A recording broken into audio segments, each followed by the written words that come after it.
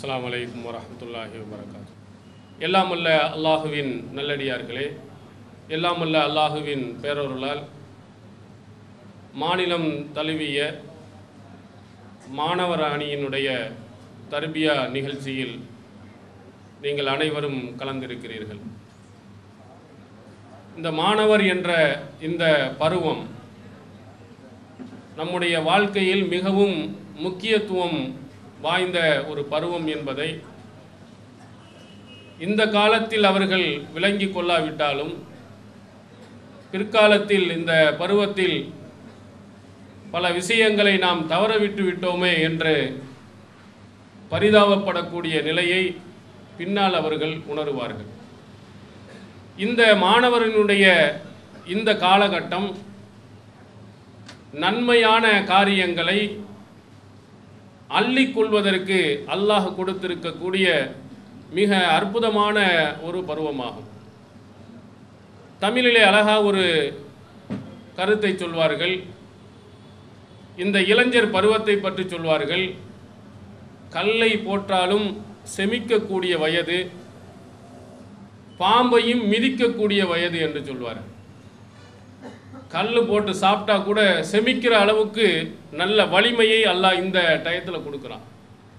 ஓடுற பாம்பு கூட நம்ம மிதிப்போம், அந்த அளவுக்கு தைரியத்தையும் அல்லாஹத்தாலா இந்த வயதிலே கொடுக்குறான். நீங்கள் ஒரு வயதான ஆளை நீங்கள் கூட்டிகிட்டு வந்து பயானுக்கு கூட்டி வந்தோம்னா அந்த பொறுப்பாளர்கள் படுற பாட பார்த்தீங்கன்னா ரொம்ப கஷ்டமாக இருக்கும். சுடுதண்ணி வேணுங்குவார், இட்லி தான் சாப்பிடுவாங்குவார், உப்பு கம்மியாக இருக்கணுங்குவார், பிரியாணி வேணாங்குவார். அவருக்கு வாங்கி கொடுக்கறதுக்கு ஒரு 4 பேர் என்ன செய்ய வேண்டும், பின்னால் இருக்க வேண்டி வரும். ஆனால் இளைஞர்களாக இருக்கக்கூடிய உங்களுக்கு அப்படி கிடையாது. இட்லியை தின்னாலும் திம்பிங்க, சட்னியை கொடுத்தாலும் சரி, உப்புமாவை கொடுத்தாலும் சரி, எதை வேண்டுமானாலும் சாப்பிடுவீங்க. எல்லாத்துக்கும் உள்ள அந்த வயது அப்படி இருக்கிறது. அந்த வலிமையை அல்லாஹ் தஆலா என்ன செய்திருக்கிறான் என்றால் இந்த இளைஞர் பருவத்தில் அல்லாஹ் கொடுத்திருக்கிறான். அப்போ நல்ல தைரியம். இன்று கூட நீங்கள் பார்க்கலாம், டெல்லியில் மிகப்பெரிய ஒரு கொந்தளிப்பு ஏற்பட்டது. ஒரு பெண்மணியை பாலியல் வன்முறை கொடுமைக்காக வேண்டி இவ்வளவு பெரிய கடுமையான ஒரு போராட்டம். அதற்கு பின்னணி யார் அப்படின்னா எந்த அரசியல் கட்சிகளும் கிடையாது. எந்த அரசியல் கட்சியும் இந்த அளவுக்கு ஒரு போராட்டத்தை நடத்தியது இல்லை. எல்லாம் இந்த கல்லூரியில் படிக்கக்கூடிய அந்த இளைஞர்கள், மாணவிகள் எல்லாம் சேர்ந்து மிகப்பெரிய அளவுக்கு கொந்தளிப்பை ஏற்படுத்தி அந்த பெண்ணை காப்பாற்ற வேண்டும் என்பதற்காக சிங்கப்பூருக்கு முதற்கொண்டு தூக்கிட்டு போனான். இங்கே பக்கத்தில் ஜிஹெச்சுக்கு கொண்டு போய் தூக்கிட்டு வந்து போட மாட்டான். இந்த இளைஞர்களுடைய மிகப்பெரிய ஒரு போராட்டம் எங்கே கொண்டு போய்னா சிங்கப்பூர் அளவுக்கு கொண்டு போய் சேர்க்கிறது. இதே மாதிரி எத்தனையோ பேர்கள் கற்பழிக்கப்பட்டு இருக்கிறாங்க, எவ்வளவு கொடுமைப்படுத்தப்பட்டு இருக்கிறார்கள். 16 பேர் 20 பேர் எல்லாம் கற்பழித்த கொடுமைகள் எல்லாம் அது இந்தியாவில் சர்வசாதாரணமாக நடக்கிறது. அதுக்கெல்லாம் திரும்பி கூட ஒருத்தரும் பார்த்தது இல்லை. ஆனால் இந்த இளைஞர்களுடைய இந்த மிகப்பெரிய ஒரு போராட்டம் பெரிய அளவில் பாதிப்பை ஏற்படுத்துங்கிறனால பிரதமர் வர்றாரு, ஜனாதிபதி வர்றாரு, உள்துறை அமைச்சர் வர்றாரு, எல்லாரும் பேட்டி கொடுக்கக்கூடிய அளவுக்கு ஒரு வலிமை இந்த இளைஞர்கள்ட்ட இருக்கு. அப்போ இந்த இளைஞர்கள் தங்களுடைய இந்த வலிமையான சக்தியை நல்வழியில் பயன்படுத்தினார்கள் என்று சொன்னால் மிகப்பெரிய அளவில் ஒரு அற்புதமான ஒரு மாற்றத்தை அரசியலிலும் சரி ஆன்மீகத்திலும் சரி கொண்டு வரலாம். ஆனால் இளைஞர்களை என்ன செய்கிறார்கள், பரவலாக இந்த மாதிரி ஒரு நிலைமை வரும் என்று சொன்னால் அவங்களை கெடுக்கிற பல வழிகளை கொண்டு வந்து உள்ளே நுழைத்து விடுகிறார்கள். சினிமா, மது, சூதாட்டங்கள், இந்த மாதிரி பல வகைகளில் என்ன செய்ய, காதல், இதையெல்லாம் கொண்டு போய் அவனுடைய உள்ளே விடுகின்ற பொழுது அவனுடைய சிந்தனை எல்லாமே வேற பக்கத்தில் திரும்பி விடுகிறது. அவன்கிட்ட இருக்கக்கூடிய அந்த வலிமை நிச்சயமாக வேற கெட்ட வகையில் போய் விடுகிறது. படிப்பு, அதில் படிக்க வேண்டிய அந்த துறைகள், அதில் செலுத்த வேண்டிய கவனங்கள் எல்லாமே மாறி போய் விடுகிறது. ஆனால் அவன்கிட்ட அறிவு இல்லையா? நிறைய பார்த்தீர்கள் என்றால் பெண்களை விட ஆண்கள் மதிப்பெண்கள் ரொம்ப குறைவாக இருக்கிறார். ஆனால் அறிவில் குறைவானவர்களா ஆண்கள் என்றால் நிச்சயமாக இல்லை. இந்த இளைஞர் பருவத்தில் நல்ல வேறு விஷயங்களுக்கெல்லாம் ரொம்ப அற்புதமாக சிந்திக்கிறான். எவ்வளவு அழகான ஓமைகளை எல்லாம் பேசுகிறார். ஆனால் பரீட்சையில் மட்டும் ஒழுங்காக எழுதுறது இல்லை.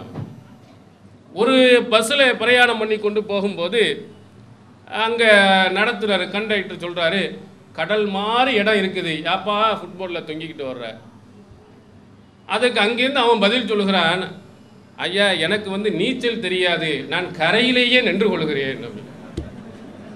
கடல் மாதிரி இடம். இவன்கிட்ட போய் அவன் பேசுவான அடுத்தாப்புல. எப்படி அழகா சிந்தனை வருகிறேன்னு பாருங்க. அவனுக்கு எவ்வளவு அழகான உதாரணத்தை சொல்கிறான்னு பாருங்க. நெத்தி அடி அடித்த மாதிரி அடிக்கிறான். பரீட்சையில் ஒரு கேள்வி கேட்டால் அவனால் பதில் சொல்ல தெரியுது. அதே மாதிரி இந்த இளைஞர் ஒரு இதை நகைச்சுவையாக அவன் சொல்கிறான், ஆசிரியர்களை எப்படி கிண்டல் பண்ணுறான். இவங்கள மாதிரி கிண்டல் பண்ணுவதற்கு உலகத்தில் யாரும் இருக்க முடியாது. ஒருவர் வந்து என்ன செய்கிறான், தற்கொலை செய்வதற்காக போய்கொண்டு இருக்கிறான். போய்கொண்டு இருக்கின்ற பொழுது ஒரு ஆசிரியர் இதே மாதிரி இடத்துல இதே மாதிரி 400-500 பேருக்கு பாடம் நடத்தி கொண்டு இருக்கிறார். அங்கே போனவன் இந்த பாடம் நடத்த விஷயத்தை பார்க்கிறான். எல்லாரும் உட்காந்து கேட்டுட்டு இருக்கிறான்.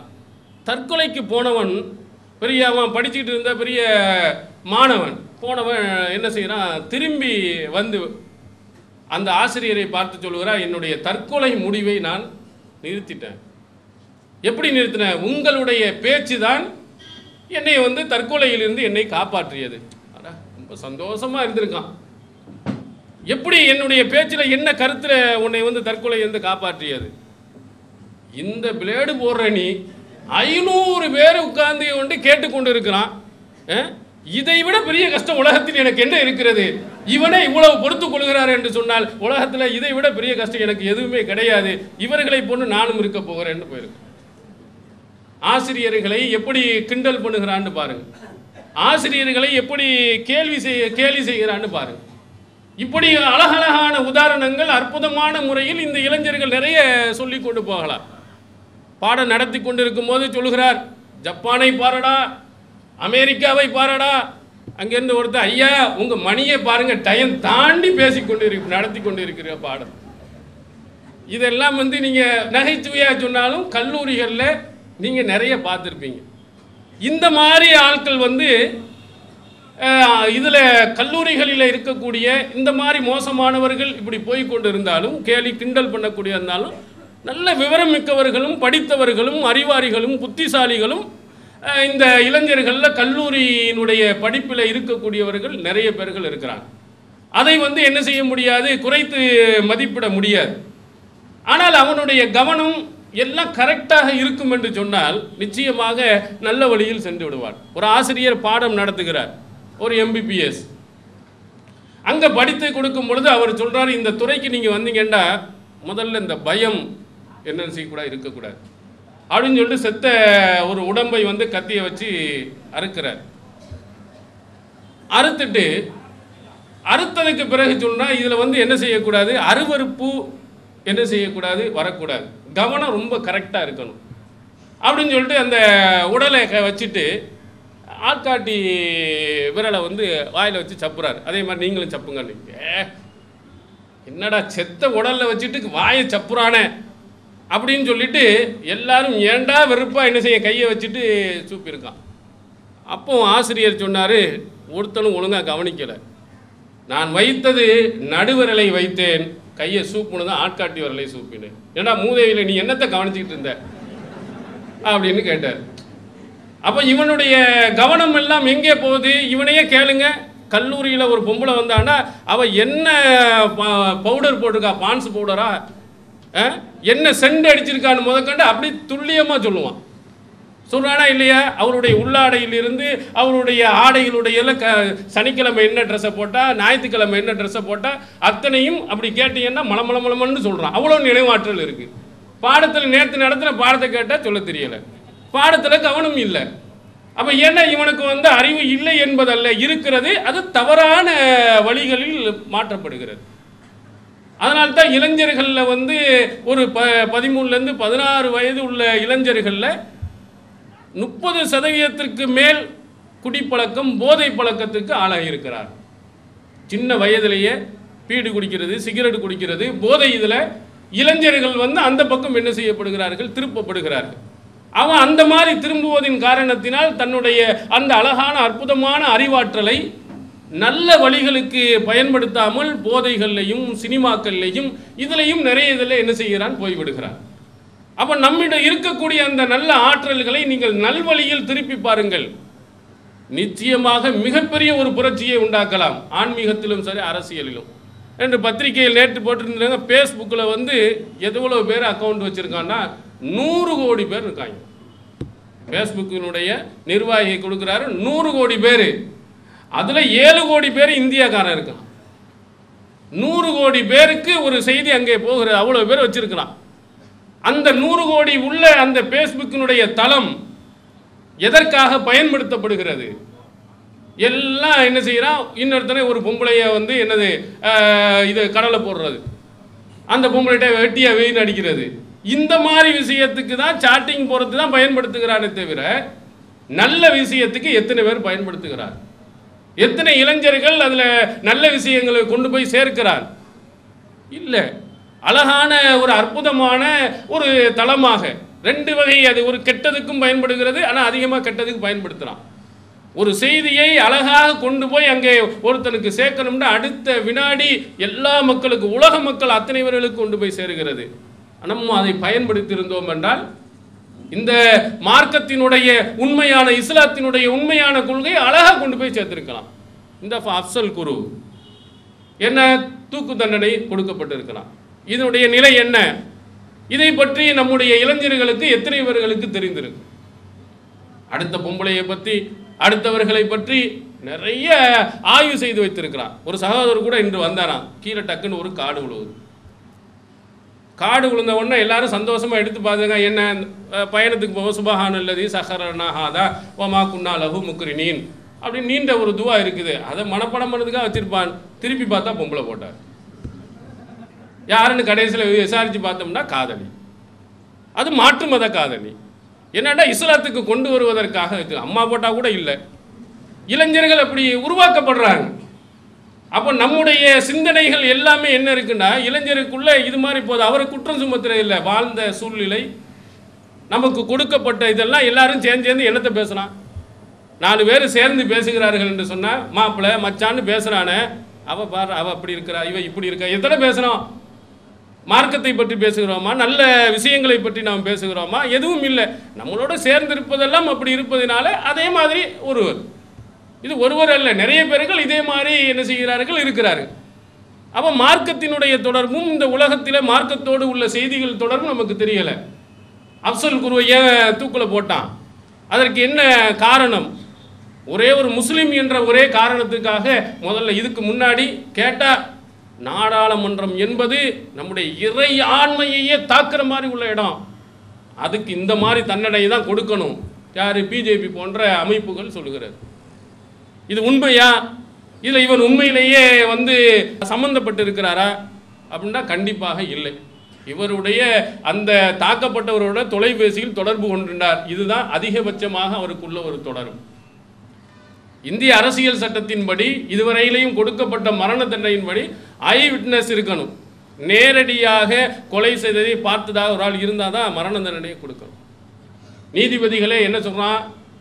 இது வந்து அனைத்து மக்களினுடைய மனசாட்சி தூக்கு தண்டனை கொடுக்க வேண்டும் என்று சொல்கிறார். அதற்காண்டி கொடுத்தங்கிறான். நிறைய இஸ்லாம் சமுதாயம் மட்டுமல்ல, இஸ்லாம் அல்லாதவர்களும் இதை கடுமையாக எடுத்திருக்கிறாங்க. அருந்ததி ராய் போன்ற சமூக ஆர்வலர்கள், பத்திரிகையாளர்கள், நீ நேரடியாக அவன் சம்மந்தப்பட்டு இருந்தான் என்று சொன்னால் தூக்கு தண்டனை கொடுப்பதில் எந்த தப்பும் இல்லை. ஒரு ஃபோன் நம்பர் வச்சிருந்தா பேசினாங்கிறதுக்காக வேண்டி மரண தண்டனை கொடுப்பது என்பது இந்திய அரசியல் சட்டத்துக்கு எதிரானது அப்படின்னு அவ்வளவு பேர்கள் சொல்லியிருக்கிறாங்க.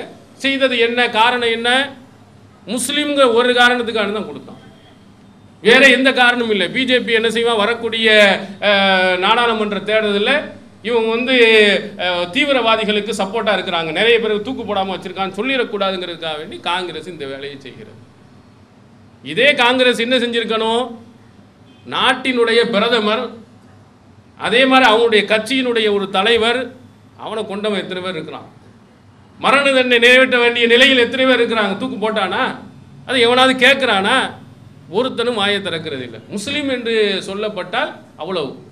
நீங்கள் இதுக்கு முன்னாடி எத்தனையோ மரண தண்டனை, அப்சல் குருக்கு முற்பட நிறைய பேருக்கு மரண தண்டனை கொடுத்துருக்காங்க. காஷ்மீர் மாநிலத்தில் எங்கேயும் ஊரடங்கு உத்தரவு போட்டதை இன்று ஊரடங்கு உத்தரவு போட்டிருக்கிறாங்க. காரணம் என்ன? ஒரு அநியாயமான ஒரு தூக்கு, அது மிகப்பெரிய ஒரு பாதிப்பை எங்கே ஏற்படுத்தும். இந்த இந்திய நாட்டிலேயே அதிகமாக முஸ்லிம்கள் உள்ள மாநிலம், முதல் மாநிலம் எதுன்னா காஷ்மீர் தான். அந்த காஷ்மீரை சார்ந்த இவர் வந்து அநியாயமாக தூக்கில் போடப்பட்டிருக்கிறார் என்பதற்காக வேண்டி அது மிகப்பெரிய ஒரு ஆவணான ஊரடங்கு உத்தரவு என்ன போடப்பட்டிருக்கிறது. அப்போ இந்த மாதிரி பல செய்திகளை இந்த மாதிரி இணையதளங்களின் மூலமாக, நீங்கள் இந்த ஃபேஸ்புக்கு போன்றவைகள் மூலமாக இந்த இளைஞர் சமுதாயம் உடனுக்குடன் சொல்லணும் பதில். உடனுக்குடன் இவர் மாதிரி கேட்குறவங்க பதிலை தயாராக வைத்திருக்கணும். ஆனால் நம்முடைய இளைஞர்கள்ட்ட இருக்கக்கூடிய செய்திகள் எல்லாம் வேறு விதமான செய்திகள் நிறைந்திருக்கிறது.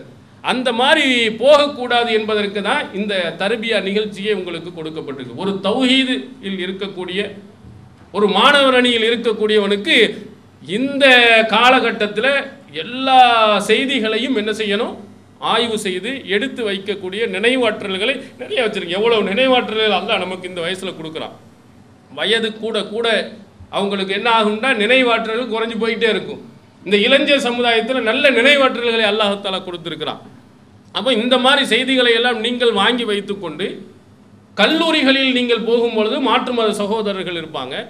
இவர்களிடத்திலெல்லாம் இந்த உண்மையை நீங்கள் சொல்லி வைப்பீர்கள் என்றால், அவர்களை புரிய வைப்பீர்கள் என்று சொன்னால், ஒரு பத்திரிகையாளர்கள் சந்திப்பில் கேட்கும்போது, பொதுமக்களிடத்தில் வந்து உங்களுடைய கருத்து என்ன கேட்கும்போது இது தவறு என்று எல்லாரும் சொல்லும்போது இவர்களுடைய இந்த பொய்யான அநியாயமான இந்த காரியம் மக்களுக்கு மத்தியில் வெளிப்படும்.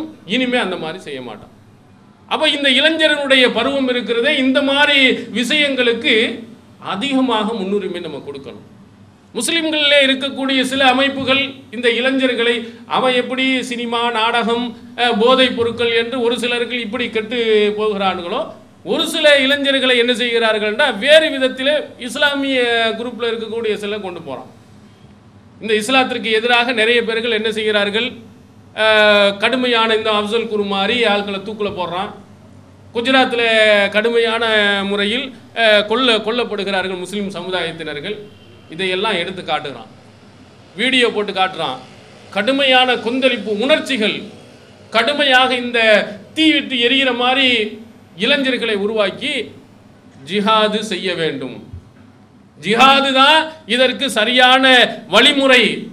என்ன செய்யணும், வாளை தூக்கணும், துப்பாக்கியை கையில் எடுக்கணும், இவங்களை உண்டு இல்லை என்று பார்க்க வேண்டும் என்று இளைஞர்கள்ட்ட சொன்ன உடனேயே ரொம்ப இதாக இருக்கக்கூடிய இவர்களுக்கு அப்படியே பத்திக்கிட்டு எரிய ஆரம்பிச்சு. என்ன இவ்வளவு கொடுமையை இந்த இஸ்லாத்தின் மீது, இஸ்லாமியர்கள் மீது செய்கிறானா, ஒன்று இல்லை என்று பார்க்க வேண்டும் என்று உணர்ச்சி வசப்பட்டு ஒரு முடிவுக்கு போயிடும். இந்த மாதிரி ஜிஹாது இஸ்லாத்தை எவ்வளவு சொல்லுகிறது என்று ஜிஹாதை பற்றியுள்ள குர்ஆன் வசனங்கள் கண்ட இடங்களில் வெட்டுங்க, விட்டாத பிடி, கழுத்தை விட்டு குர்ஆன் வசனங்களை எல்லாம் எடுத்து சொன்னவுடன் குர்ஆனிலே அப்படி இருக்கிறதா என்று ஒரு சிலர்கள் இந்த ஜிஹாதுக்கு தான் நமக்கு அவசியம் அப்படியே மெதுவாக அந்த பக்கம் சாயிடும். இளைஞர் பருவத்தில் உங்கள்கிட்ட இருக்கக்கூடிய ப்ளஸ்ஸும் மைனஸும் அதுதான். வேலைகள் எல்லாம் சுறுசுறுப்பாக கடன்னு நீங்கள் செய்வீங்க. ஒரு வயது முதிர்ந்தவன்னா சேரை எடுத்து போட சொன்னோன்னா 4 நாள் ஆகும். அங்கேருந்து அவர் போகிற இடத்துல 4 தடவை பழுத்தி அடிக்க விழுவார். அப்புறம் டாக்டர் நம்ம தூக்கிட்டு போகணும். இங்கே இளைஞர்கள் டக்குன்னு இங்கேருந்து 4 சேரை இங்கே விடுவான், அங்கே விடுவான், டக்குன்னு விறுவிறுன்னு வேலையை முடிப்பான்.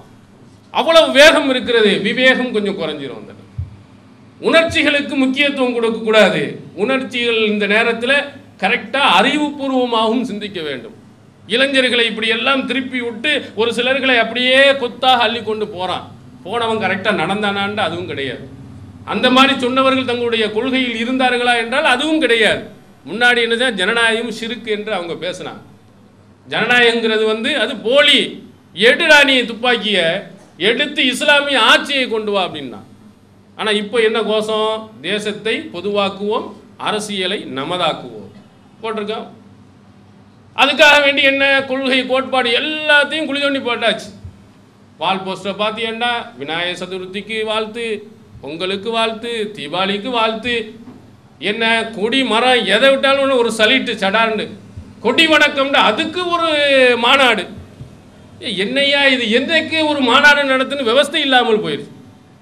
கொடி அணிவகுப்பு கொண்டு ஒரு மாநாடு, என்ன அதில் இருக்குது, என்ன கொள்கையை நம்ம சொல்கிறோம்? இதெல்லாம் இந்த மாதிரி ஆட்களை என்ன செய்ய ஜிஹாது என்ற போர்வையில் கொண்டு போய் சேர்த்து கடைசியில் என்னத்தை ஜிஹாது செஞ்சானா ஒரு ஜிஹாது செஞ்ச மாதிரி இல்லை. இந்த மாதிரி ஒரு கொடுமை நடக்கக்கூடிய இடங்கள்ல AK-47 AK-57 சொல்லி தூக்கிட்டு போய் முஸ்லீம்களெல்லாம் காப்பாற்றினானா? காப்பாற்றலை. உணர்ச்சிகளுக்கு ஆளாகி ஒரு சில முஸ்லீம்களை எதையாவது செஞ்சிருப்பானே தவிர, முஸ்லிம்களுக்கு எதிராக நடந்திருப்பானே தவிர, இவர்களினால் முஸ்லிம்களுக்கு பாதிப்பு ஏற்பட்டிருக்குமே தவிர முஸ்லிம்களுக்கு நல்லது நடந்ததில்லை. உணர்ச்சிக்கு எப்போதுமே அடிமையாகிவிடக்கூடாது, அறிவுபூர்வமாகவும் சிந்திக்கணும். இதற்கு என்ன நடந்த நாட்டில் நடக்கக்கூடிய அற்புதமான உதாரணங்கள் இருக்கிறது. இந்த பக்கத்தில் இலங்கை, அந்த இலங்கை நாட்டை நீங்கள் எடுத்து பாருங்க. பாவம், தமிழர்கள் படுற பாடு மிகப்பெரிய கொடுமை. இதுக்கு ஆளாக்குனது காரணம் என்னது யார் தெரியுமா? பிரபாகரன் தான், இந்த விடுதலை புலிகள் தான். என்ன தமிழ் ஈழம் தனியாக கொண்டு வரணும்னு போய் இறங்கினான், உணர்ச்சியை தூண்டி விட்டான். பாரு ராஜபக்ஷ அரசு எவ்வளோ கொடுமைப்படுறான், அதை செய்கிறான் இதை செய்கிறான்னு உள்ளே இறங்கி என்னத்தை சாதிச்சான்? அவன் உயிரும் போணுச்சு, அவனோட சேர்ந்தவனுடைய உயிரும் போணுச்சு. இப்போ நடுத்தருவில் தமிழர்கள் பூரா நிற்கிறான். சுயாட்சி கொடுப்போம் என்று சொல்லும் பொழுது அப்படி ஒரு சுயாட்சியை வாங்கி அந்த ஆட்சியிலே கொஞ்சம் தமிழர்களை நல்நிலைக்கு கொண்டு வந்து அதிலே முடிந்த அளவுக்கு போராடி வெற்றியை பெற்றிருந்தால் இவ்வளவு மோசமாக வந்திருக்கு. ஆனால் தமிழ் ஈழம் என்று சொல்லி அதை செய்கிறான் இதை செய்கிறான், ஜிஹாது செய்ய வேண்டும், அவங்களுடைய அதில் போர் செய்யணும் அப்படின்னு கொண்டு போய் அநியாயமாக போனது. இஸ்லாம் அழகா சொல்லுகிறது. நபிகள் பெருமானார் ஸல்லல்லாஹு அலைஹி வஸல்லம் அவருடைய வாழ்க்கை, திருமறை குர்ஆன், இதை எடுத்து நீங்கள் பாருங்கள். ஜிஹாதுக்கு போக சொன்னுச்சா? எப்போ ஜிஹாது செய்ய சொன்னது? எப்போ எதிர்த்து போராட சொன்னது? அழகான வழிமுறைகள் திருமறை குர்ஆன்ல அறிவுபூர்வமாக படைத்தவனுடைய வழிகாட்டுதல்கள் அழகாக இருக்கிறது நமக்கு. திருமறை குர்ஆன்ல அல்லாஹ் சொல்கிறான், சூரத்து நிசாவினுடைய 75வது வசனத்தை படித்து பாருங்கள். மாலக்கும் லா துகாத்திலூன ஃபீ சபீலில்லாஹ், ஏன் நீங்கள் அல்லாஹ்வின் பாதையில் இன்னும் போராடாமல் இருக்கிறீர்கள்? யாருக்காக? வல் முஸ்தல்ஆஃபீன மினர் ரிஜால் வன் நிசா வல் வில்தான் அல்லதீன யகூலூன ரப்பனா ஆஹ்ரிஜினா மின் ஹாதிஹில் கரியத்தில் லாலிமி அஹ்லுஹா. ஒரு சிலர்கள் இருக்க ரொம்ப பலகீனப்பட்டவர்கள், ஆண்கள்ல பெண்கள்ல சிறுவர்கள், அவங்கள சொன்னால் அநியாயம் செய்யக்கூடிய அக்கிரம் செய்யக்கூடிய இதிலிருந்து யாரெல்லாம் எங்களை வெளியாட்ட மாட்டியா, எங்களுக்கு ஒரு உதவியாளர்களை நம்ம கொடுக்க மாட்டியா அப்படின்னு துவா செய்கிறார்கள். துவா செய்து கேட்கிறார்கள், இப்படிப்பட்ட மக்களுக்காக வேண்டி நீங்கள் ஏன் போராடக்கூடாது? யாரை பார்த்து சொல்லுகிறான் அல்லாஹ்? நபிகள் பெருமானார் ஸல்லல்லாஹு அலைஹி வஸல்லம் அவர்களை மதினாவிலே ஆட்சி அமைத்த அவர்களை பார்த்து சொல்லுகிறான், இவங்களுக்காக நீ போராடு. இதில் என்ன ஒரு உண்மையை அல்லாஹ் தஆலா உணர்த்துகிறான்? பாதிக்கப்பட்ட அவர்களே வாழை தூக்குங்கன்னு அல்லாஹ் சொல்லலை. அடி வாங்கின உதவாங்கின பலகீனமாக இருக்கக்கூடிய நீ எடு அருவாளை வெட்டு குத்து அப்படின்னு அல்லாஹ் சொல்லலை. உனக்கு முடியாது. நீ போய் அங்கே இருக்கக்கூடிய 4000 பேரை நீ 40 பேர் போய் எதிர்த்து நின்றிய என்று சொன்னால் உன்ட்ட ஒருத்தன் கூட உயிரோட மிஞ்ச மாட்டான். அறிவுபூர்வமாக சிந்திக்க வேண்டாமா? அவனுடைய ஆயுதம் என்ன? இதைத்தான் விடுதலை புலி சிந்திக்கல. அவன் அரசிட்டு இருக்கக்கூடிய ஆயுதங்கள் எவ்வளவு, உன்னிடத்தில் இருக்கக்கூடிய ஆயுதங்கள் எவ்வளவு. அவனுடைய ஆயுதங்களுக்கு முன்னால் வான்வழி தாக்க முடியும், கப்பல் மூலியமாக தாக்க முடியும், இது தரைப்படையின் மூலமாக தாக்க முடியும். எல்லா இதுவும் அவன்கிட்ட இருக்கு. உன்கிட்ட எத்தனை இருக்குது? என்னைக்காவது ஒரு வான்வழி தாக்குதல், உனக்கு வரக்கூடிய ஆயுதங்கள் எங்கிருந்து உன்னால் போக முடியும்? எல்லா வழியிலையும் அவன் தடுக்கிறான். ஒன்றுமே செய்ய முடியாமல் தன்னுடைய உயிரை தான் இழக்கிறான். இஸ்லாம் என்ன சொல்லுகிறது? பாதிக்கப்பட்ட நீ போராடணும்னு சொல்லலை. அரசு அமைச்சிருக்கக்கூடிய நீ போய் என்ன செய்ய? அவர்களுக்காக போராடு.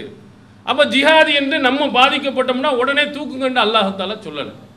அதே மாதிரி இன்னொரு இடத்துல அல்லாஹ் தஆலா சொல்லுகிறான், இந்த போராட்டங்கள் இவைகளெல்லாம் ஒரு ஜிஹாது செய்ய வேண்டும் என்று சொன்னால் அதற்கு ஒரு ஆட்சி வேண்டும் என்பதை சூரத்துல் பக்ராவினுடைய 247 அது வசனத்தில் அல்லாஹ் சொல்லுவோம், காலலகும் நபியும், மூசா நபிக்கு பிறகு ஒரு கூட்டத்தை அல்லாஹ் அனுப்பி வைக்கிறான். அவங்களுக்கு ஒரு நபியையும் அல்லாஹ் தஆலா அனுப்புகிறார்.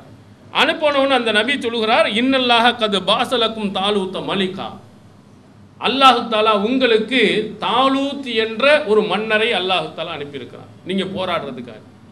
ஒரு நபி கூட இருக்கிறார், ஆன்மீகத்தை சொல்லக்கூடியவர். இதில் ரெண்டும் முக்கியமாக வழங்கணும். ஆன்மீகத்தை சொல்லக்கூடியது தான் இஸ்லாத்தில் மிக முக்கியமான பணி.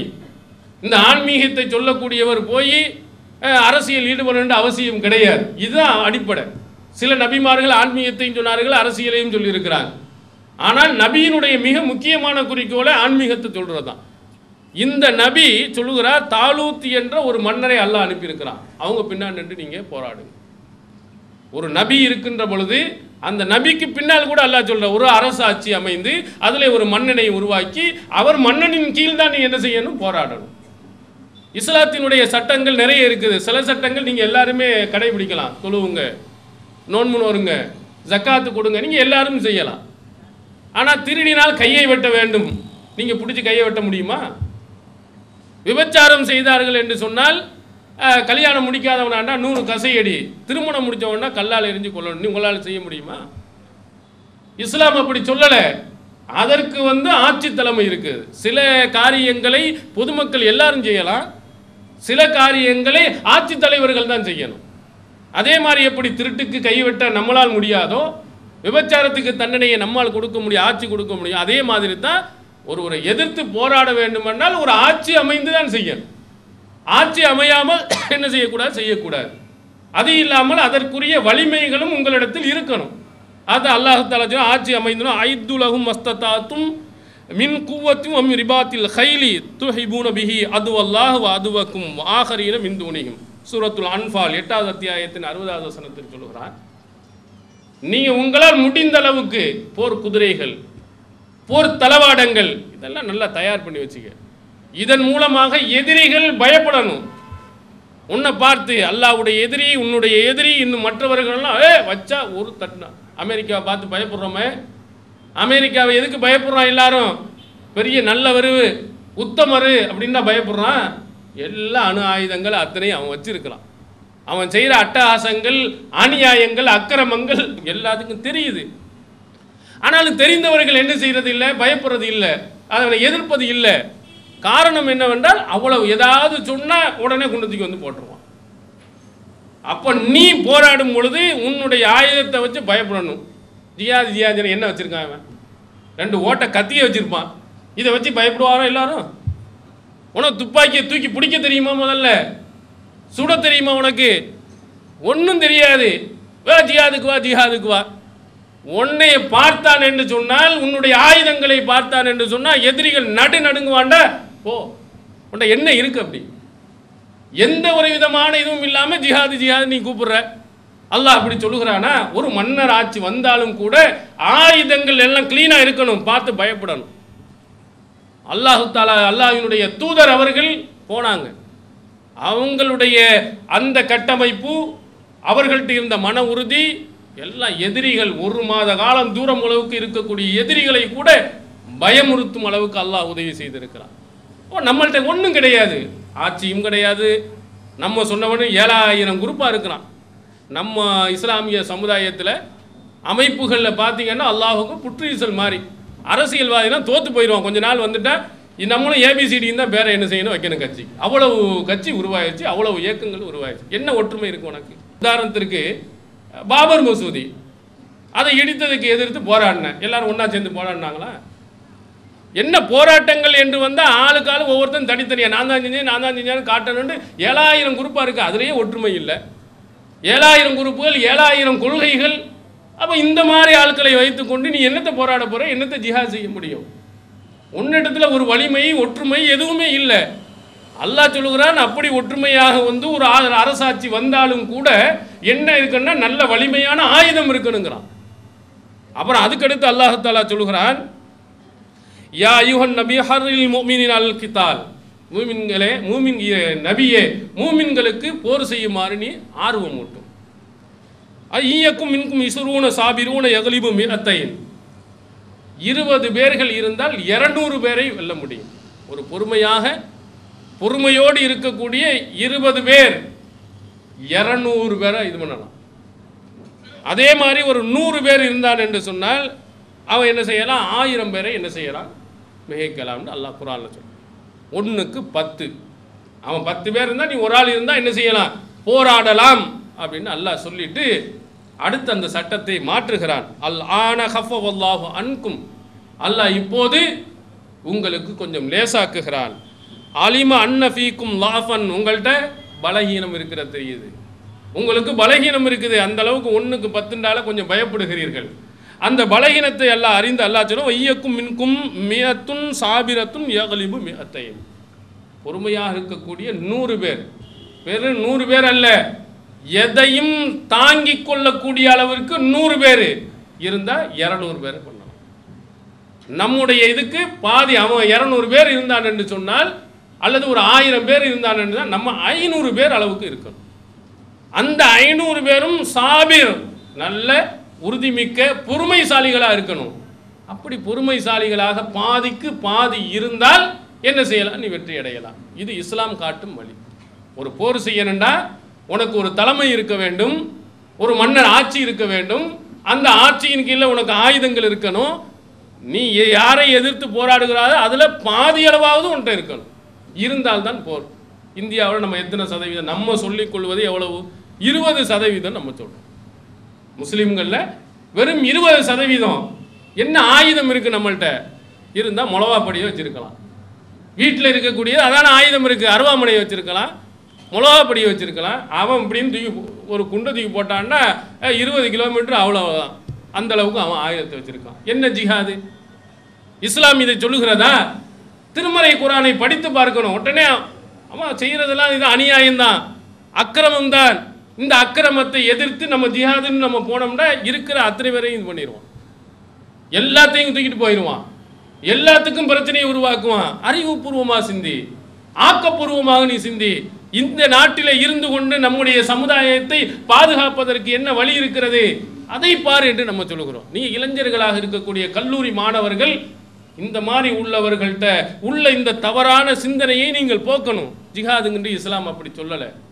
அடுத்தவர்கள்லாம் எடுத்த உடனே வெட்டுங்கள் என்று சொல்லலை. நீ என்ன செய்? உன்னுடைய வலிமையை முதல்ல அதிகப்படுத்து, உன்னுடைய எண்ணிக்கையை அதிகப்படுத்து, அப்புறம் ஆயுதத்தை தூக்கு, அப்புறம் ஆயுதத்தை அதிகப்படுத்து, அப்புறம் ஜிஹாதுன்னு சொல்லலாம்.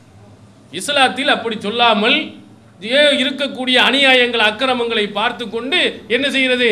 அருவாளத்துக்கு. அல்லாஹ்வின் தூதர் அழகா சொன்னார், ஜிஹாதில் சிறந்த ஜிஹாத் கலிமத்து ஹக்கின் இந்த சுல்தானின் ஜாயிர், அநியாயம் செய்யக்கூடியவனுக்கு முன்னால் சத்தியத்தை எடுத்து சொல். அந்த வலிமை நம்மள்கிட்ட இப்போ இருக்கு. எதிர்த்து போராடுகின்ற பொழுது அதனுடைய நன்மையை நாம் அடைந்திருக்கிறோம்.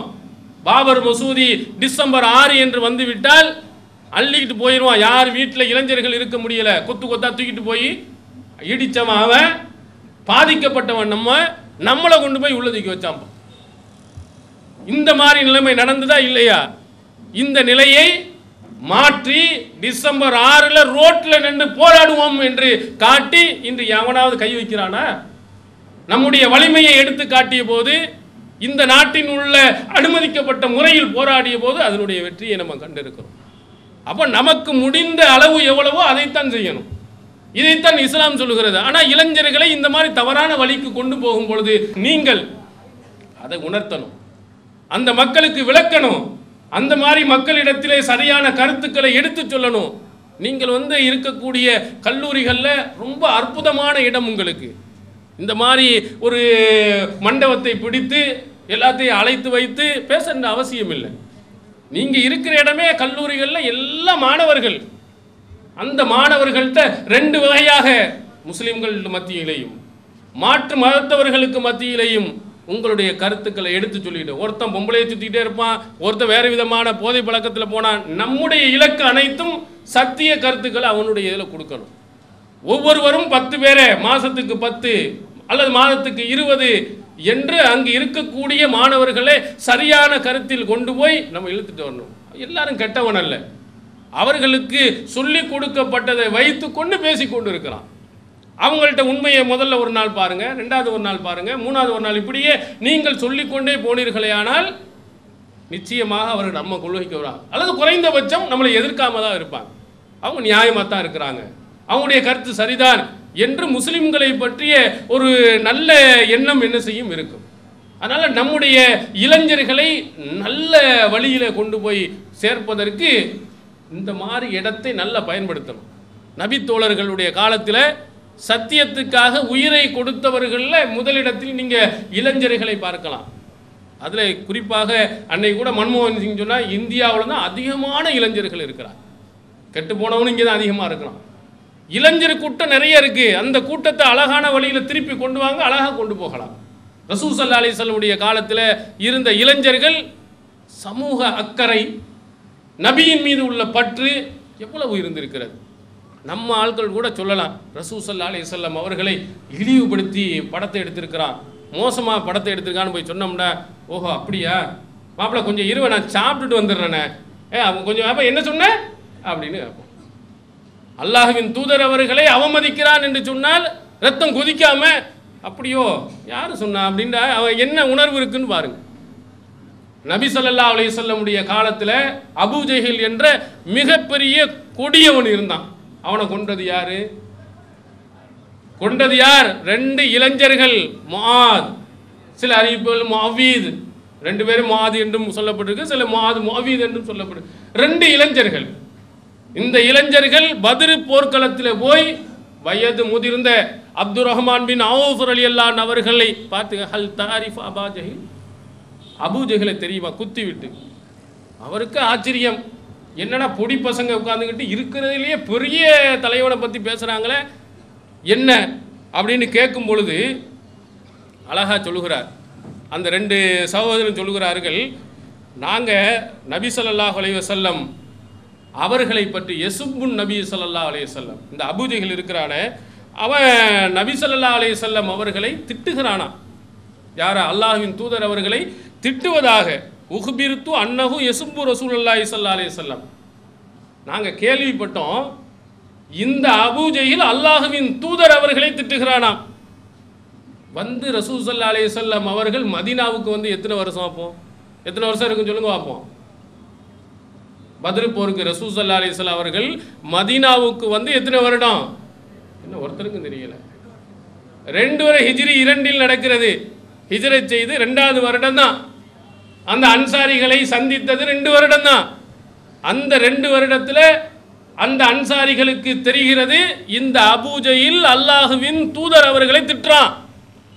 வரட்டும், சந்தித்தால் என்னுடைய உயிர் போகணும் அல்லது அவனுடைய உயிர் போகணும் அப்படின்னு 2 பேரும் அப்துர் ரஹ்மான் பின் அவுஃப் ரலியல்லாஹு அன்ஹு அவர்களிடத்திலே கேட்டு இந்தோ அபூஜஹல் போகிறான் என்று அப்துர் ரஹ்மான் இப்னு அவுஃப் சொன்னவுடன் 2 பேரும் பாய்ந்து அவர்களை கொண்ட செய்தி சஹீஹ் புகாரியில் பதிவு செய்யப்பட்டிருக்கிறது.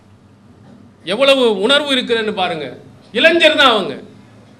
அந்த இளைஞர்களிடத்தில் அல்லாஹ்வின் தூதர் அவர்கள் மீது உள்ள அன்பு பாசம் இரத்தத்தில் ஓடி இருக்கிறது. நமக்கு ஓடணும். அல்லாஹ்வின் தூதர் அவர்களை கேவலமாக பேசினால், அல்லாஹ்வின் தூதர் அவர்களை கேவலமாக ஏசினால் அவனை சும்மா விட மாட்டோம். அல்லாஹ்வின் தூதர் அவர்களுக்குரிய கண்ணியத்தை எவன் இது பண்ணாலும் எதிர்த்து இந்த ஜனநாயக ரீதியை நாங்கள் போராடுவோம் அப்படின்னு உணர்வு எத்தனை பேருக்கு இருந்திருக்கிறது. ஒரு காலத்தில் எல்லாம் எத்தனை படங்கள் வந்தது, எவனுக்காவது உணர்வு இருந்ததா? கேட்குறான் அவன் தான், அந்த படத்தில் நாங்கள் முஸ்லீம்களை தீவிரவாதம் காட்டினோம், இந்த படத்தில் காட்டினோம், அங்கே அவ்வளோவா காட்டினோம், இவ்வளோவா காட்டினோம், ஒன்றும் சொல்லலை, இப்போ மட்டும் விஸ்வரூபத்துக்கு மட்டும் விஸ்வரூபம் அவங்களுக்கு எடுக்கிறிய கேட்குறானா? எங்கே உணர்வு? ஒரு வயலுக்கும் ஒன்றும் இல்லை. சினிமா போய் உட்காந்துட்டு இவனும் பாலாபிஷேகம் பண்ணிக்கிட்டு இருக்கிறான். அன்னைக்கு நான் போன வாரம் ஜும்மா திருச்சியில் நான் பார்க்குறேன், விஸ்வரூபத்துக்கு பெரிய வால் போஸ்டர் அடிச்சிருக்கான். பார்த்தா நாகூர் ஹசன். இவ்வளவு திட்டிட்டு இவ்வளவு மீடியாவிலையும் கிழிச்சிக்கிட்டு இருக்கிறோம். எவ்வளவு தைரியம் நெஞ்செழுத்த இருந்தால் விஸ்வரூபத்துக்கு வாழ்த்து தெரிவித்து நாகூர் ஹசன் போட்டிருக்கான், வால் போஸ்டர் அடிச்சிருக்கிறான். என்ன உணர்வு இருக்கு நம்மள்கிட்ட? நம்ம இளைஞர்கள்ட்ட எல்லாம் அவனுடைய வீட்டுக்கு ஒரு வேலை செஞ்சு கொடுத்துருக்க மாட்டான். பார்த்தா எங்கே போகிறான்? புறப்பட்டு போகிறாங்க, இங்கே படம் கேன்சலாக உடனே கேரளாவுக்கு ஓடுறான். இன்னொருத்தன் பார்க்குறான் ஆந்திராவுக்கு போகிறான் சினிமா பார்க்குறதுக்காக. ரேஷன் கடையில் போய் உங்கள் அம்மாவுக்கு ஒரு மண்ணெண்ணை வாங்கி கொடுத்துருப்பானவன். இதை போய் பார்த்துட்டு இவனுக்கு என்ன கிழிக்க போகுது? ஈரோடில் தடை செய்யப்பட்டவுடன் அங்கே இருக்கக்கூடிய எஸ்பி வந்து சமாதானம் பேசுகிறா. கவலைப்படாதப்பா, இன்னும் 2-3 நாளில் படம் வரத்தானே செய்ய பார்த்துக்கலாம். இது தடையை எப்போன்னு சொல்லிக்கிட்டே இருக்கிறீங்க. இப்படி சொல்லி சொல்லி நான் கேரளாவில் 2 தடவை பார்த்துட்டு வந்துட்டேன். எப்போ இங்கே பார்க்குறது? போகாமக்கிறேன். மூதை கட்டம் கட்டி போட்டிருக்கான் பத்திரிக்கை. 2 தடவை பார்த்துட்டு தமிழ்நாட்டிலையும் பார்க்கணும். இப்படி உணர்வு உள்ள ஆட்கள் நம்ம ஆட்களே இருக்கா நிறைய பேர். ரொம்ப பெருமையாக எங்கள் குடும்பமே கமலஹாசன் ரசிகர்கள் பேட்டி கொடுக்கலாம். அப்போ என்ன உணர்வு நம்மள்கிட்ட இளைஞர்கள்ட்ட இருக்குது? எல்லாரும் இளைஞர்கள் எல்லாம் செய்கிற பாலாபிஷேகம் பண்ணுறது எல்லாமே செய்வதெல்லாம் இளைஞர் கூட்டம்தான். சொல்லுகிறான், ரொம்ப பெருமையாக சொல்லுகிறான், வருகிறது எனக்கு வீட்டினுடைய சாவிகள், பத்திர காப்பிகள், செக்கு, பணம் டிடி அனுப்புகிறார்கள். என்னமோ இந்த நாட்டு கார்கில் போரில் போய் இவர் வெற்றி அடைஞ்சிட்டு வந்துட்டு எல்லா பணத்தையும் இழந்துட்ட மாதிரி பணத்தை கொடுக்குறானா. மூதேவியில் என்ன நினைத்திருக்கிறான்னு தெரியல, அவனுடைய கருத்து என்னங்கிறது புரியல. போராட்டத்தில் நம்ம ஆளுகளும் போய் நிற்கிறான். படம் எடுப்பதற்கு உனக்கு உரிமை இருக்கிறது என்று சொன்னால் அதை தடுக்க வேண்டும் என்று சொல்வதற்கு எங்களுக்கு உரிமை இருக்குல்ல. அதே அரசு இடத்திலே சொல்லும் பொழுது அரசுக்கு 144 என்ற சட்டத்தை போடுவதற்கு உரிமை இல்லையா? இது என்ன சவுதி அரேபியாவினுடைய சட்டமா 144ங்கிறது? அட அவங்க சொன்னதை மட்டும்தான் நடக்கணும். ஆனால் மற்றவங்க எல்லாம் ஜனநாயக ரீதியில் இந்திய அரசியல் சட்டத்தின் அடிப்படையில் போய் புகார் கொடுத்தா ஜனநாயகம் பாதிக்குது, 144 போட்டால் ஜனநாயகம் பாதிக்குங்கிறான். கிறுக்கு பைய அப்படியே உழுகிறார்கள், அழுது விட்டார் போயிட்டாருங்க கிறுக்கு மாதிரி மற்றவங்க பேட்டி கொடுத்துட்டு இருக்கிறான். என்ன ஜனநாயகம் பாதிச்சு? ஜனநாயகம்னா எல்லாரும் அவன் கருத்தை சொல்றதுக்கு அனுமதி இருக்குல்ல. எங்க கருத்தை நாங்க சொன்னோம், அப்ப நீங்க சொன்னதை மட்டும் தான் சொல்லணுமா? இது கிறுக்குத்தனம். இதே மாதிரி என்ன உச்ச நீதிமன்றத்தின் இதை மதிக்க மாட்டாருங்க, எதுக்குறாங்க? உச்ச நீதிமன்றமா இருக்கட்டும், உயர் நீதிமன்றமா இருக்கட்டும், அதனுடைய கருத்தை எதிர்த்து தனி மனிதன் போயிருக்கிறான், ஒரு குழு போயிருக்கு, அரசே போயிருக்கு. நீதிமன்றம் சொன்ன உடனே சமயத்தானா கேட்டம் கட்டு பண்ணி இருக்கிறானா? நீதிமன்றம் செஞ்சது தப்பு அப்படின்னு அடுத்ததுக்கு போறான். ஒரு கீழ் நீதிமன்றத்தில் சொன்னான்னா இதுக்கு உயர் நீதிமன்றம் போகிறான், அது தனி நீதிபதி சொன்னான்னா பெஞ்சுக்கு போகிறான்.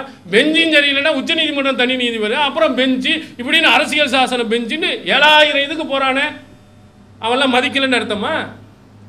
அது சென்சார் போர்டு இருக்கிறதுலையே அவன் சென்சார் போர்டு நம்ம நாட்டில் சொல்கிறாங்க. சென்சார் போர்டு அனுமதித்ததற்கு பிறகு எப்படி நம்ம அதை தடுக்கலாம்னு கேட்குறான். ஆனால் சென்சார் போர்டுங்கிறது இன்னும் உலகத்திலே உச்ச நீதிமன்றத்தின் நீதிமன்ற இதையே கடைபிடிக்க மாட்டேங்கிறான் பிஜேபி. ஏன்னா அதற்கு நாங்கள் தண்ணியை கொடுக்க மாட்டோம்னு சொல்லிட்டு இருக்கிறான். ஏன் உச்ச நீதிமன்றத்தில் உள்ள தீர்ப்பையே எதிர்த்து அங்கே உச்ச நீதிமன்றம் அப்பீல் பண்ணது இல்லையா? கிறுக்குத்தனமாக உச்ச நீதிமன்றத்தில் ஒன்று சொல்லிவிட்டால் அது உடனே சட்டம் என்பதும் அல்ல. தணிக்கை துறை நீதிமன்றத்திலேயே அப்துல் கலாமு அடல் பிஹாரி வாஜ்பேயிக்கு பிடிவாரன்னு கொடுக்கல, கையெழுத்து போட்டானே. பணத்தை நீட்டினவுடனே நீதிபதி கையெழுத்து போட்டு கொடுத்தது. இந்த இதுக்கு முன்னால் நடந்த எத்தனை நிகழ்ச்சிகள் நடந்திருக்குது, எதையும் பார்க்கறது இல்லை. கரெக்டாக அப்துல் கலாம்னு போட்டு அவருடைய அட்ரஸ் எல்லாம் போட்டு அங்கே எவ்வளவு மோசமான ஆட்சி நடக்கிறது என்பதுக்கு குஜராத்தில் ஒரு நீதிமன்றத்தில் வாங்கி அழகாக காட்டினான். பாருங்க எவ்வளவு ஊழல் போயிருக்குண்டு. தணிக்கை துறையில் கொடுக்க முடியாதா? பணத்தை உலகத்தில் எதை வேணாலும் செய்யலாம், அது இந்தியாவில் என்ன வேணாலும் செய்யலாம். இதை எதிர்த்து சொன்னால் தணிக்கை துறைக்கு எதிர்த்து பேசுகிறான். இப்படியெல்லாம் கூறுகட்டுத்தனமாக பேசுகிறான். இதுக்கு பின்னால் போகிறான் பாருங்க. நம்ம இளைஞர்களாக இருக்கக்கூடியவர்களை தூண்டிவிட்டு அழுகிறான் போகிறான் என்பதற்காக வேண்டி போகிறான். இதையெல்லாம் எதிர்த்து இதனுடைய அநியாயத்தை, இதனுடைய மூடத்தனத்தை இந்த சமுதாய மக்களுக்கு தைரியமாக நீங்கள் கொண்டு போய் சேர்க்கணும். இளைஞர்கள் போனீர்களானால் நாங்கள் 1 நாள் 2 நாள் கத்த முடியும். உங்களுக்கு கொடுத்திருக்கக்கூடிய அந்த வலிமை எல்லா உலகம் முழுவதிலையும் கொண்டு போய் சேர்க்கலாம். எல்லா நவீன வசதிகளும் உங்களுக்கு தெரியும். நாங்கள் தான் இருக்கோம், எங்களுக்கு என்ன தெரியும்? ஆரம்ப காலத்தில் கம்ப்யூட்டரில் இருக்கிறோம். எங்களுக்கு நாங்கள் இருந்த காலத்தில் விண்டோஸை இன்ஸ்டால் பண்ணணுன்னா ஃப்ளாப்பி இவ்வளோ அடுக்கி வச்சுருப்போம். ஒன்றொன்னா போட்டு போட்டு போட்டு அது எவ்வளோ 1 MB தான். 1.44 ஏ ட்ரைவ்னு ஒன்று வச்சுருப்பான். அது கூட உங்களுக்கு பல ஆளுக்கு தெரியாது. இன்னொரு பி ட்ரைவ்னு ஒன்று வச்சுருப்பான். இந்த நீங்கள் வச்சுருக்கீங்களே அட்டை அளவுக்கு சைஸில் இருக்கும், உள்ளே போட்டு எடுக்கிறது. ஏ ட்ரைவு பி ட்ரைவ். அதனால தான் நீங்கள் பார்ட்டிஷன் பண்ணும்போது CDEFன்னு அவன் போட முடியுமே தவிர ஏபி போடவே முடியாது.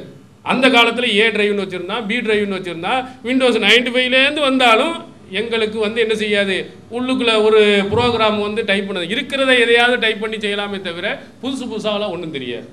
நீங்கள் படித்த துறையின் மூலமாக அதையே 1000 விதத்தில் நீங்கள் மாற்றுவதற்கு எல்லா வாய்ப்புகளையும் அல்லாஹ் உங்களுக்கு கொடுத்துருக்கிறான். நம்முடைய பெற்றோர்கள் பற்றி நகைச்சுவையாக ஒரு செய்தி சொல்வாங்க.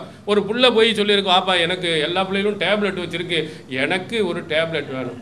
ஆனால் பரவாயில்லையம்மா, என்ன வாங்கி தந்துட்டா போச்சு, என்ன உனக்கு மெட்டாசின் வேணுமா அனாசின் வேணுமாம்மா, எத்தனை வேணும்னு கேட்டிருக்கான் அவன் அப்பா. அவனுக்கு டேப்லெட்டுன்னு தெரிஞ்சது அவ்வளவுதான். எங்களுக்கெல்லாம் அப்படித்தான். உங்களுக்கு டேப்லெட்டில் உள்ளுக்குள்ளே என்னென்ன இருக்குது, ஆண்ட்ராய்டுனா என்னன்னு கேட்பியா, Windows 8னா என்ன, அதில் Windows பேசிக்கில் என்ன போட்டிருக்கான், இந்த பேசிக்கில் என்ன போட்டிருக்கான், எல்லாமும் தெரியும். அதில் எவ்வளவோ விதத்திலே நீங்கள் கொண்டு போய் சேர்க்கலாம். நாங்கள்லாம் படிப்பறிவியில் ரொம்ப குறைந்தவர்கள். நீங்கள் மாணவர்களுக்கு எவ்வளவு வகையான ப்ரோக்ராம் செய்து நீங்களாகவே எத்தனையோ செய்வதற்கு அல்லாஹ் வழிவகை உங்களுக்கு கொடுத்துருக்கிறான். அப்போ அந்த வழிவகைகளை எல்லாம் நன்மையான விஷயங்களுக்கு நீங்கள் என்ன செய்யணும், கொண்டு போய் சேர்க்கணும். அதுக்கு நிறைய நீங்கள் படிக்கணும். நீங்கள் உங்களுடைய நேரங்களை கொண்டு போய் வீணான விஷயங்களுக்கு கொண்டு போய் சேர்த்துறாதீங்க. அல்லாஹ்வின் தூதர் சொன்னாங்களே, நிஅமத்தானி மக்மூனுன் ஃபீஹிமா கஸீரும் மினன்னார் அஸ்ஸிஹத்து வல் ஃபரா. 2 விதமான நிஅமத்துகளை அதிகமான மக்கள் என்ன செய்வதில்லை, சரியாக பயன்படுத்துறது இல்லை. நிறைய இழப்புக்கு உள்ளாராங்க. 1 ஆரோக்கியம், 2 ஓய்வு. ஆரோக்கியத்தை உங்களுக்கு அல்லாஹ் கொடுத்துருக்கிறான். ஆனால் வயது முதிர்ந்தவர்களுக்கு மாத்திரை இல்லாமல் போக முடியாது, கரெக்டாக தூக்கம் இல்லாமல் செய்ய முடியாது. நீங்கள் எவ்வளவு நேரம் வேணாலும் விழிச்சிட்டு இருக்கலாம். இருக்கிறானே, கிரிக்கெட்டுக்கு பாருங்கள், நைட்டு 1 மணி அங்கே தென்னாப்பிரிக்காவில் நடந்துக்கிட்டு இருக்கோம். தென்னாப்பிரிக்காவில் நடந்து கொண்டு இருக்கக்கூடியதில் அங்கே பகலாக இருக்குது, இங்கே இரவாக இருக்குது. நைட்டு 1 மணி வரையிலும் உட்காந்து பார்த்துக்கிட்டே இருக்கும். போகிறான், ட்ரெயினில் போகிறான், முக்கியமான வேலையாக ஃபைனல் மேட்ச் நடந்துக்கிட்டு இருக்குது.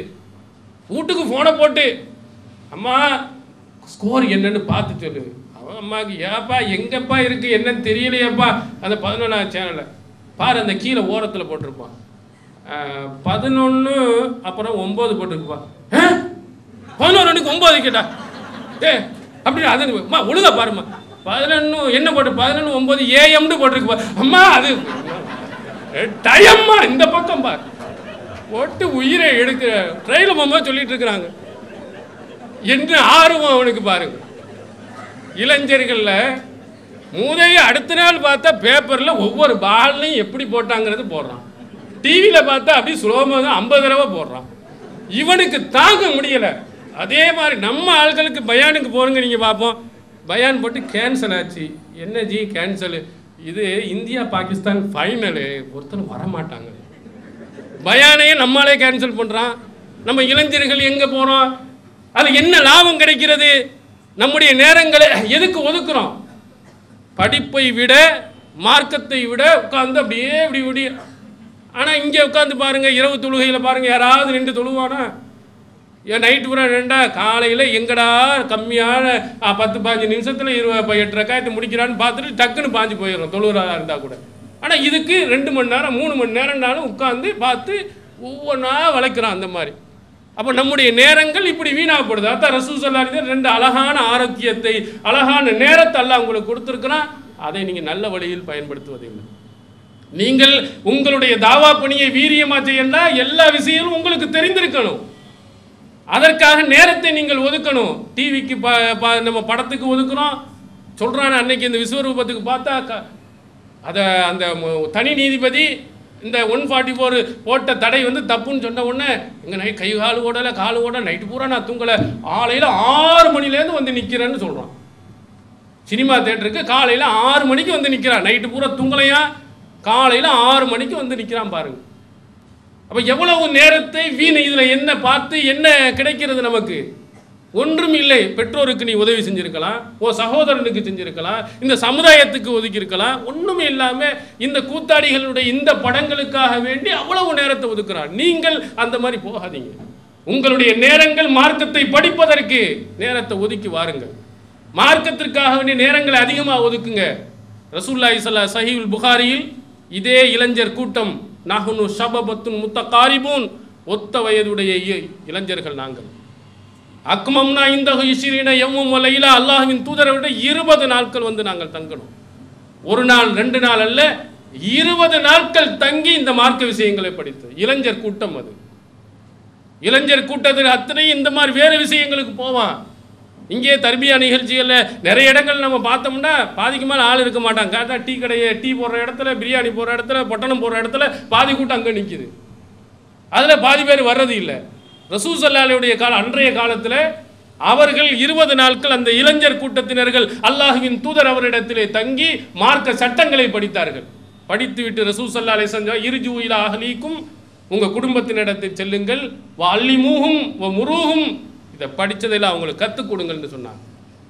அதில் தான் அழகான அற்புதமான ஒரு செய்தியை சொன்னாங்க. சல்லு கமா ரஅய்துமூனி உஸல்லி, என்னை எவ்வாறு தொழ கண்டீர்களோ அவ்வாறு தொழுங்கள். இந்த இளைஞர்கள் தான் இந்த மாதிரி செய்தியை நமக்கு கொடுத்தவர்கள். 20 நாட்கள் இந்த மார்க்க கல்விக்காக. உங்களுக்கு வெளியில் கூட போக வேண்டியில்லை, எல்லாம் சிடியில் வந்துருச்சு, புத்தகத்தில் வந்துருச்சு. ஆன்லைன் பிஜேயில் நீங்கள் பார்த்தீங்கன்னா நீங்கள் கேட்குற கேள்விக்கு 99% மேல் பதில்கள் அதில் இருக்குது. நம்ம நிறைய பேர் பார்க்கல. மாற்று மத சகோதரர்கள் பார்த்துவிட்டு இஸ்லாத்துக்கு வந்தவர்கள் ஏராளமானவர்கள் அந்த பதிலை கேட்டுவிட்டு குறுக்கு விசாரணை பண்ணக்கூடிய நிறைய பேர்கள் 2 கோடிக்கு மேல் அங்கே பார்த்துருக்காங்க இதுவரையில். இந்த மார்க்கத்தினுடைய சட்ட விஷயங்களை படித்தவர்கள் 2 கோடிக்கு மேலே தமிழ்நாட்டில் இந்த ஆன்மீக தலங்களில் நம்ம தலம் தான் முதலிடத்தில் இருக்கிறது. இது எதுக்கு? இது அனைத்தும் இலவசமாக கொடுக்க, நீங்கள் படிப்பதற்காகத்தான். படியுங்கள். அதில் இருக்கக்கூடிய இதை நீங்கள் கிரகிச்சிங்கன்னா எங்கள்கிட்ட யார்ட்டையும் கேள்வி கேட்க வேண்டிய அதில் அத்தனை பதில்களும் இருக்கிறது. இதை படித்து ஒவ்வொருவருக்கும் கேள்வி கேளுங்க, பதிலை சொல்லுங்கள். எல்லா கல்லூரிகளிலேயும் இந்த தௌஹீத் ஜமாத்தினுடைய இது வீரியம் வேகமாக வருமானால் ஆன்மீகத்தில் அரசியலில் நம்மை மிஞ்சுபவர்கள் யாரும் இருக்க முடியாது. அதற்கு நம்முடைய ஒத்துழைப்பு, உழைப்பு, நேரங்கள். உங்களுடைய இதை இந்த மாதிரி கெட்ட விஷயங்களுக்கு திருப்பாதீங்க. வரும் கண்டிப்பாக உங்களுடைய நண்பர்கள் எல்லாம் போனால் அவன் வந்தான்னா திரும்பி தௌஹீதுக்கு வந்துடணும். நம்மளை பார்த்து ஓடணும். ஐயோ இவன்கிட்ட போனோம்னா சினிமா பார்க்க விட மாட்டான், பீடி குடிக்க விட மாட்டான், அதை செய்ய விட மாட்டான்னு பயம் ஏற்படும் அளவுக்கு வந்தவர்கள் நல்லவர்களாக மாறும் அளவுக்கு நம்ம போகணும். ரசூல் ஸல்லல்லாஹு அலைஹி வஸல்லம் காலத்தில் இருந்த தோழர்கள் ஒவ்வொருவரையும் எடுத்து பார்த்தீங்கன்னா இளைஞர் கூட்டத்தினர்கள் மிகப்பெரிய ஒரு தாவா பணியை செஞ்சிருக்கிறாங்க. ரசூலுல்லாஹி ஸல்லல்லாஹு அலைஹி வஸல்லம் வந்து கேட்குறாங்க, இபாஸ்மானா ரிஜாலன் யுஅல்லிமுனல் குர்ஆன வ சுன்னா, குர்ஆனையும் சுன்னத்தையும் எங்களுக்கு கற்றுத்தரக்கூடிய சில இளைஞர்கள், சில மனிதர்கள் எங்களுக்கு தாருங்கன்றாங்க. அல்லாஹ்வின் தூதர் அவர்கள் 70 இளைஞர் அன்சாரிகளை அனுப்பி வச்சாங்க. 1 2 அல்ல, 70 பேர். இந்த குர்ஆனை பற்றிய விளக்கம், நபி மொழிகளை பற்றிய விளக்கம் தெரிந்திருந்த 70 இளைஞர் கூட்டத்தினர்கள். இன்று எத்தனை பேர் நம்ம இருக்கிறோம்? எத்தனை பேருக்கு குர்ஆன் ஓத தெரியும்? எத்தனை பேருக்கு மார்க்கத்தின் சட்டதிட்டங்கள் தெரியும்? தொழுகை முறைகள் நமக்கு தெரியும்டா நிறைய பேர்களுக்கு தெரியல. போய் இஸ்லாத்தினுடைய அடிப்படை லா இலாஹ இல்லல்லாஹ் முஹம்மது ரசூலுல்லாஹ்வுடைய விளக்கம் என்ன என்று கேட்டால் அங்கே இருக்கக்கூடிய முத்தவலிக்கு யாருக்கும் தெரியாது. ஆனால் அவன் பள்ளியினுடைய தலைவராக இருக்கிறார். அவ்வளவு மோசமாக மார்க்கத்தின் விஷயத்தில் ரொம்ப கீழ்நிலைக்கு நம்ம போயிட்டு இருக்கிறோம். அப்போ நம்முடைய இளைஞர்கள் அல்லாஹ்வின் தூதருடைய காலத்தில் 70க்கும் மேற்பட்டவர்கள் இதுக்கே இருந்தாங்க. அவர்களை பற்றி அகமது நூலிலே, முஸ்லீமில் இடம்பெற்றிருக்கிறது. அல்லாஹ்வின் தூதர் அவர்களிடத்தில் வந்து படிப்பார்கள். படித்து விட்டு ஒரு கூட்டம் போயிடும், மதீனாவினுடைய கடைசிக்கு ஓடும். போய் அவர்களுக்கு மத்தியில் படித்ததை பரிமாறிக்கொள்வார்கள், சட்டங்களை அவர்களுக்கு எடுத்துச் சொல்வார்கள். திரும்பி வருகின்ற பொழுது அந்த மதீனாவினுடைய கடைசியில் இருக்கக்கூடிய விறகுகளை புரக்கி கொண்டு நல்ல தண்ணீரை எடுத்துக்கொண்டு இங்கே வந்து ஏழைகளுக்கு அதை விற்று உணவாக கொடுப்பார்கள். தண்ணீரை மஸ்ஜிது நபவியில் வைப்பார்கள். மார்க்கமும் சமூகமும் அந்த இளைஞர்கள்ட்டே ஊறி போயிருக்கிறது. சமூக பிரச்சனைகளுக்கு அந்த அல்லாஹ்வின் தூதர் அவர்களுக்கு உறுதுணையாக இருந்தவர்கள் அந்த இளைஞர் கூட்டத்தினர்கள். இப்போ கல்லூரியில் இருக்கக்கூடிய நீங்கள் மார்க்க விஷயங்களை உங்கள் உலகத்தில் உள்ளதை படிப்பதை போன்று மார்க்கத்தை சேர்த்து படிங்க. உலக விஷயத்திலேயே நீங்கள் பெரிய நபர்களாக வாங்க, மிகச்சிறந்த நிபுணர்களாக வாருங்கள். அதோடு மார்க்கத்தையும் சேர்த்தே வாருங்கள். அதை மட்டும் போயிடாதீங்க. உலகத்தை மட்டும் நீங்கள் படித்துட்டு போனீங்கன்னா இந்த உலகத்திலையும் பெருசாக சாதிக்க முடியாது, மறுமையிலையும் வெற்றி கிடைக்காது. மார்க்கத்தோடு இந்த உலகத்தையும் நீங்கள் சேர்த்து படித்து மற்றவர்களுக்கும் நீங்கள் என்ன செய்ய வேண்டும்? எடுத்து சொல்ல வேண்டும். இந்த இளைஞர் கூட்டத்தினர்கள் நீங்கள் நினைத்தீர்கள் என்று சொன்னால் எவ்வளோ பெரிய மாற்றங்களை அல்லாஹ்வின் தூதர் அவருடைய காலங்களில் ஆற்றியதை போன்று, ரசூல் ஸல்லல்லாஹு அலைஹி வஸல்லம் அவர்களுக்கு உதவியதை போன்று இந்த மார்க்கத்திலும் நீங்கள் செய்யலாம். நீங்களும் செய்ய வேண்டும், உங்களோடு இருக்கக்கூடியவர்கள் செய்ய வேண்டும். மற்ற அத்தனை பேர்களையும் இந்த நல்வழிகளை நீங்கள் கொண்டு வருவதற்கு மார்க்கத்தை நன்றாக படியுங்கள், அதை அடுத்தவர்களுக்கு எடுத்து சொல்லுங்கள். எல்லாம் அல்ல அல்லாஹ் தஆலா நாம் அனைவர்களையும் அந்த மார்க்க விஷயத்தில் நிபுணர்களாக, உலக விஷயத்திலேயும் நிபுணர்களாக ஆக்கி இம்மை மறுமையில் வெற்றி பெறக்கூடியவர்களாக ஆக்கியல்வானாக. வாஹிர் தாவானா அல்ஹம்துலில்லாஹி ரப்பில் ஆலமீன். அஸ்ஸலாமு அலைக்கும் வரஹ்மத்துல்லாஹி. ஜிஹாத் என்ற மாயையில் விழுந்து உணர்ச்சி வசப்பட்ட இளைஞர்களையும் மாணவர்களையும் இன்ஷா அல்லாஹ் நாம் நேர்வழிக்கு அழைத்து வர முயற்சி செய்வோம்.